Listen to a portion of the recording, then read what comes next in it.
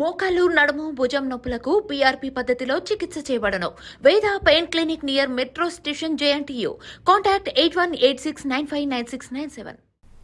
రంగారెడ్డి జిల్లా శంషాబాద్ మండలం బహదూర్గూడలో ఉద్రిక్తత కొనసాగుతోంది. దీక్ష శిబిరాన్ని తొలగించడంతో లక్ష్మీ తండాలో రైతులు నిరసన వ్యక్తం చేస్తున్నారు. పోలీసుల పహారాలో భయంగా గడుపుతున్నామని వాపోతున్నారు.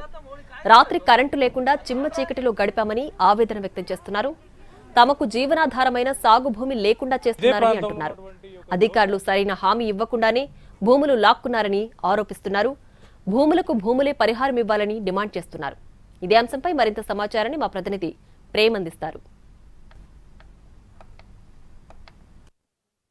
శంషాబాద్ మండలంలోని బహదూర్గూడ భూములకు సంబంధించిన అంశంలో అటు దీక్షా శిబిరాన్ని తొలగించినప్పటికీ కూడా స్థానికంగా ఉన్నటువంటి లక్ష్మీ తాండాకు సంబంధించినటువంటి బాధితులంతా కూడా లక్ష్మీ తాండాలో నిరసన వ్యక్తం చేసినటువంటి పరిస్థితి కనిపిస్తుంది. ముఖ్యంగా అంటే వీరంతా కూడా స్థానికంగా ఇదే ప్రాంతంలో ఉన్నటువంటి ఒక వ్యవసాయ భూముల్లో ఇక్కడ వ్యవసాయం చేసుకుంటూ కూడా జీవిస్తున్నటువంటి పరిస్థితి కనిపిస్తుంది. చెప్పండి, అసలు ఏంటి మీ యొక్క డిమాండ్స్ ఏంటి? ఇప్పటికే అటు ప్రభుత్వం తరఫున రెవెన్యూ అధికారులు కూడా మీకు కాంపెన్సేషన్ కూడా ప్రకటిస్తామని చెప్పారు. మీతో చర్చలు కూడా జరిపామని చెప్పారు కదా, మళ్ళీ ఎందుకు ఈ నిరసన వ్యక్తం చేస్తున్నారు?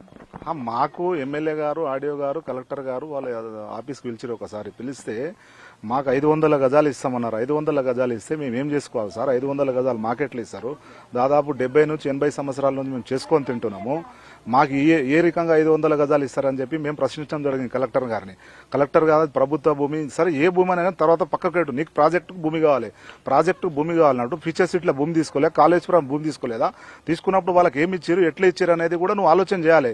నువ్వు రాత్రికి రాత్రి 4 గంటల రాత్రి 5,000 4,000 మంది 5,000 మంది పోలీసు వాళ్ళని తీసుకొచ్చి నువ్వు ఒక 500 మంది రైతుల మీద దౌర్జన్యంగా నువ్వు ఇట్లా చేస్తే ఎంతవరకు కరెక్ట్? ఇప్పుడు నువ్వు చుట్టూ బౌండరీ వేసిన వాళ్ళ గులాబ్ తోటలు ఉన్నాయి, క్యాబేజ్ తోటలు ఉన్నాయి, వరిసేలు ఉన్నాయి, మేకలు ఉన్నాయి, గొర్రెలు ఉన్నాయి, ఎడ్లు ఉన్నాయి. వీళ్ళంతా ఎక్కడ వాళ్ళు? వీళ్ళ పరిస్థితి ఏంది? నువ్వు చుట్టూ బౌండరీ వేసినావు. మెయిన్ పాయింట్ ఇప్పుడు ఇంకోటి సార్, ఇప్పుడు వీళ్ళకి ప్రాజెక్టుకి భూమి కావాలి కదా, ఎవరితో చర్చించాలి? రైతులతో చర్చించాలి. ఒక 4 సార్లు పిలిచిరు, 4 సార్లు ఫెయిల్ అయింది అనుకో, 5ఓసారి ఏం చేసినావు నువ్వు? 5ఓసారి చేసినావు. ఇప్పుడు శంషాబాద్ మండలంలో రంగారెడ్డి జిల్లాలో మా బాదురు కూడా హైలైట్ సార్. ఈ ఫ్లవరింగ్ లా అంకాపురి చికెన్ ఎంత ఫేమసో మా గులాబ్ తోట అంత ఫేమస్ ఉంటాయి ఇక్కడ బాదురుగూడలో. అంతగానం పండిస్తే కూడా మాకు గుర్తింపు లేదు. వీళ్ళు ఏం చేయాలంటే గవర్నమెంట్ మాతో చర్చలు జరపాలి. ఇప్పుడు స్థానిక ఎమ్మెల్యే ఉన్నాడు ప్రకాష్ గౌడ్ గారు, ఆయన ఏం చేయాలంటే సరే నీకు రావడానికి మా ఊరికి ఇష్టం లేదు, లేనప్పుడు నీకు ఉంటుంది కదా లోకల్ లీడర్ ఉంటారు కదా, లోకల్ లీడర్ నువ్వు పంపించాలి, పంపించి చదువు చెప్పాలి, నువ్వు ఇవో ఇంత ఇస్తా అని చెప్పించినావా? ఒక 10-15 రోజులు కూర్చున్నావు మేము, ఏడా టెంట్ వేసుకొని కూర్చున్నావు, కనీసం మాతో మాట్లాడించినావు? ఒకరితోటనా నువ్వు మాట్లాడించావు? మేము ఎట్లా బతకాలి? మళ్ళీ ఏంటమ్మా మీ పరిస్థితి ఏంటి? ఎట్లా కొనసాగబోతుంది? మా పరిస్థితి మరి ఘోరంగా ఉంది సార్. కరెంట్ లేదు, నీళ్లు లేవు మాకు. రాత్రి మొత్తం గులాబీల తెంపలేము, అట్నే ఉన్నాయి. మొత్తం చుట్టూ బౌండరీ వేసిర్రు. ఎట్లా పోవాలి? మేము ఎట్లా బతకాలి? గ్రూప్ పైసలు తీసినాము, డాక్టర్ గ్రూప్, అవి కట్టాలి, చిట్టీలు కట్టాలి. మేము ఎట్లా బతకాలి? ఏ ఆధారం చూపెట్టలే గవర్నమెంట్. మరి మేము ఎట్లా బతకాలి? ఇప్పుడు మాకు రాత్రి అంతా నీళ్ళు లేదు, చిన్న పిల్లలు నిద్రపోలేరు రాత్రి మొత్తం కరెంట్ లేక.